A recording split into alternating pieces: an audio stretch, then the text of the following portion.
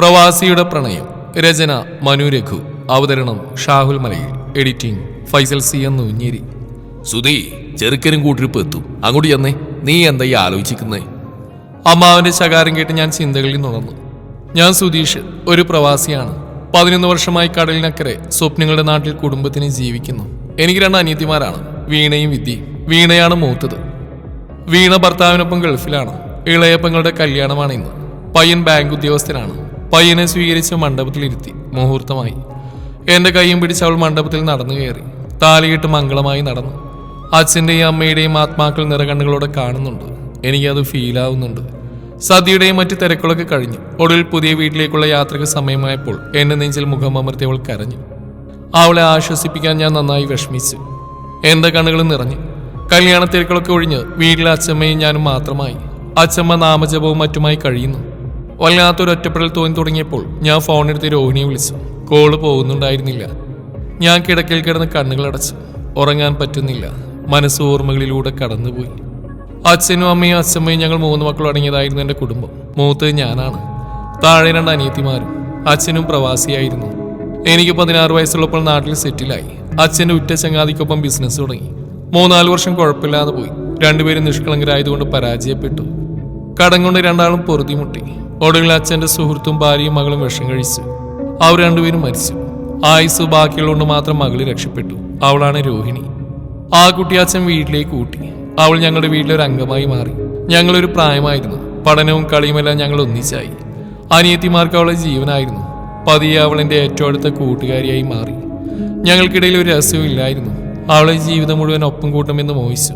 പക്ഷേ പറയാൻ പേടിയുണ്ടായിരുന്നു. അതിനാൽ പറഞ്ഞില്ല.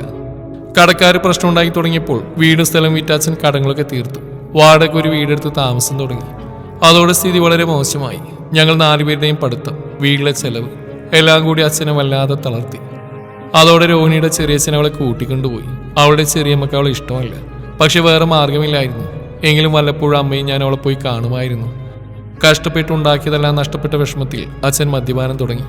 കുടുംബത്തിന്റെ അവസ്ഥ ദിനംപ്രതി മോശമായി വന്നപ്പോൾ അവൾ എൻ്റെ ഒരു കൂട്ടുകാരൻ്റെ അച്ഛൻ വഴി ഒരു വിസ തരപ്പെടുത്തി ഗൾഫിലെത്തി. അത്യാവശ്യം ശമ്പളമൊക്കെ ഉണ്ടായിരുന്നു. എങ്ങനെയെങ്കിലും കുടുംബം രക്ഷിക്കണമെന്ന് ചിന്ത മാത്രം മനസ്സിൽ ബാക്കിയായി. പക്ഷേ ഉള്ളിൽ എവിടെയോ രോഹിണിയും ഉണ്ടായിരുന്നു. വീട്ടിലേക്ക് വിളിക്കുമ്പോൾ അവളുടെ കാര്യം അന്വേഷിച്ചുകൊണ്ടിരുന്നു.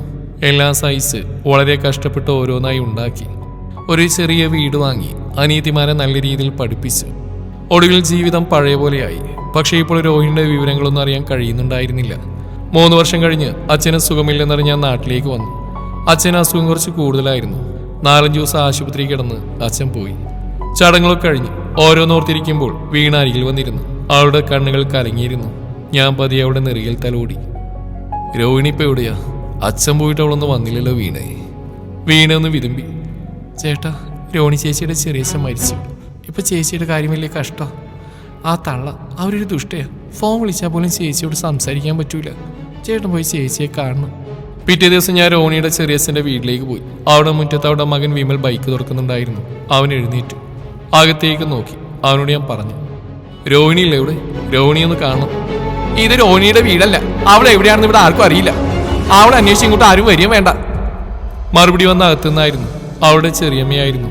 പരിചയഭാവം പോലും കാണിച്ചില്ല. എന്നോടെന്തോ മുൻവൈരാഗ്യമുള്ള പോലെയായിരുന്നു മറുപടി. പിന്നെ ഞാൻ അവിടെ നിന്നില്ല. എങ്ങനെയെങ്കിലും അവളെ കണ്ടെത്തണമെന്ന് മനസ്സിലുറപ്പിച്ച് ബസ്സിനകത്ത് നിൽക്കുകയായിരുന്നു. അപ്പോൾ വിമൽ ഓടി വന്നു.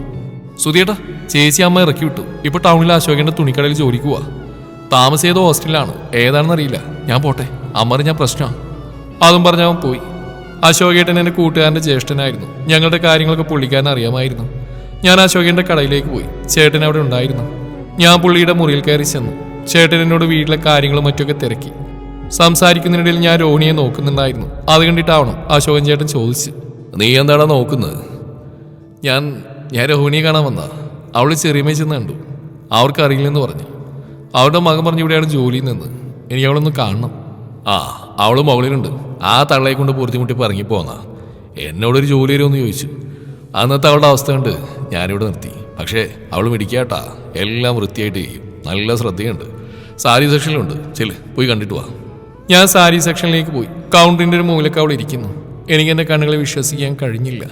എൻ്റെ രോഹിണി ആകെ മെലിഞ്ഞ്, മുഖത്ത് ഐശ്വര്യമൊക്കെ നശിച്ച്, കണ്ണുകളിലെ തിളക്കം മാഞ്ഞ് ഏതോ നാടോടി പെണ്ണിനെ പോലെ തോന്നി. എന്നെ കണ്ടത് എഴുന്നേറ്റു. ഞാൻ വിളിച്ചു, രോഹിണി, അവൾ എൻ്റെ അടുത്ത് വന്നു നിറകണ്ണുകളോടെ പറഞ്ഞു. സുധി, എത്ര നാളായിട്ട് നിന്നെ കണ്ടിട്ട്. എന്നെ മറന്നാണെന്നാണ് ഞാൻ കരുതിയത്. എൻ്റെ കണ്ണുകൾ നിറഞ്ഞു. അല്പസമയം ഞാൻ അവളെ നോക്കി നിന്നു. എന്താ രോഹിണി ഇത്? നിനക്ക് എന്താ പറ്റിയത്? മറുപടി ഒരു വിതുമ്പലായിരുന്നു. രോഹിണി, നീ വാ, നമുക്ക് നിന്റെ വീട് വരെ പോവാം. അമ്മേനേറ്റുമാരെ നിന്നെ ഒന്ന് കാണണമെന്ന് പറഞ്ഞു. ഞാൻ അശോകനോട് ചോദിക്കാം, ഞാൻ താഴെ ഉണ്ടാവും. അവൾ വന്നു. അശോകനോട് പറഞ്ഞ് ഞങ്ങൾ ഇറങ്ങി. ഞങ്ങൾ നേരെ എൻ്റെ വീട്ടിലേക്ക് പോയി. വരുന്ന വഴി ഞങ്ങളൊന്നും മിണ്ടിയില്ല. വീട്ടിലെത്തിയപ്പോഴാണ് അച്ഛൻ്റെ മരണവിവരം അവൾ അറിഞ്ഞത്. അവൾ എന്നെ നിറകണ്ണുകളോടെ നോക്കി. എനിക്കൊന്നും പറയാൻ കഴിഞ്ഞില്ല. അപ്പോൾ അമ്മയും അനിയത്തിമാരും പുറത്തേക്ക് വന്നു. പിന്നെ അവിടെ കൂട്ട കരച്ചിലായി. കണ്ടു നിൽക്കാൻ കഴിയാതെ ഞാൻ അകത്തേക്ക് പോയി. ഉച്ചയ്ക്ക് ചോറുണ്ണാൻ അമ്മ വിളിച്ചപ്പോഴാണ് ഞാൻ ഉണർന്നത്.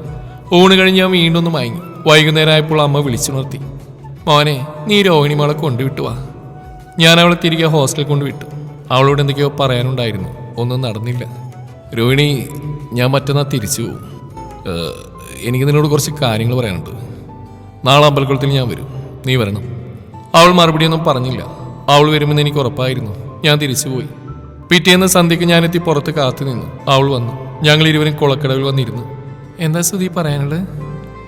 രോഹിണി, ഞാൻ എങ്ങനെ എനിക്ക് പറയണമെന്ന് എനിക്കറിയില്ല. പറയുന്നത് ശരിയാണോ എന്നും അറിയില്ല. നീ കാര്യം പറ, നമ്മൾ അപരിചിതരൊന്നല്ലല്ലോ. പറയാം, നമ്മൾ ഒരുമിച്ച് കളിച്ചു തുടങ്ങുന്നവരാ. നിനക്ക് എന്നെ എനിക്ക് നിന്നെ നന്നായിട്ട് അറിയാം. ഒത്തിരി നാളുകൾക്ക് മുന്നേ പറയണമെന്ന് കരുതിയതാ. എനിക്ക് നിന്നെ ഒത്തിരി ഇഷ്ടമാണ്. ജീവിതകാലം മുഴുവൻ നീ കൂടെ വേണമെന്നൊരു മോഹം. കഴിയോ നിനക്ക് എൻ്റെ ഒപ്പം ചേരാൻ? അവളുടെ കണ്ണുകൾ നിറഞ്ഞൊഴുകി. എന്നെ നെഞ്ചിലേക്ക് ചാഞ്ഞുകൊണ്ട് അവൾ പറഞ്ഞു. എടാ, ഞാൻ കേൾക്കാൻ ഏറ്റവും ആഗ്രഹിച്ച വാക്കുകളാണിത്. നിന്നോട് പറയണമെന്ന് ഞാൻ ആഗ്രഹിച്ച വാക്കുകൾ.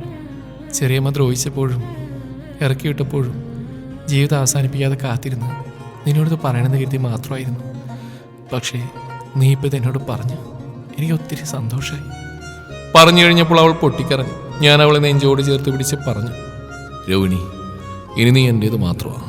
ഇനി ആരും നിന്നെ വേദനിപ്പിക്കില്ല. ഇതെൻ്റെ വാക്കാ. നമ്മൾ ഒരുമിച്ച് ജീവിക്കും. തിരികെ വീട്ടിലെത്തി. രാത്രി അമ്മയോട് ഞാൻ കാര്യങ്ങൾ പറഞ്ഞു. അമ്മയ്ക്ക് പൂർണ്ണ സമ്മതം. അമ്മയ്ക്ക് അവൾ അത്രയ്ക്ക് ഇഷ്ടമായിരുന്നു. വേറെ ആരും അറിയണമെന്ന് ഞാൻ അമ്മയോട് പറഞ്ഞു. പിറ്റേന്ന് ഞാൻ തിരിച്ചുപോയി. വർഷങ്ങൾ കടന്നുപോയിക്കൊണ്ടിരുന്നു. ഇതിനിടെ വീണയുടെ കല്യാണം ഉറപ്പിച്ചു. നല്ല രീതിയിൽ അവളുടെ കല്യാണം നടത്തി. വിദ്യ ബിടെക് കഴിഞ്ഞൊരു ചെറിയ ജോലിയിൽ കയറി.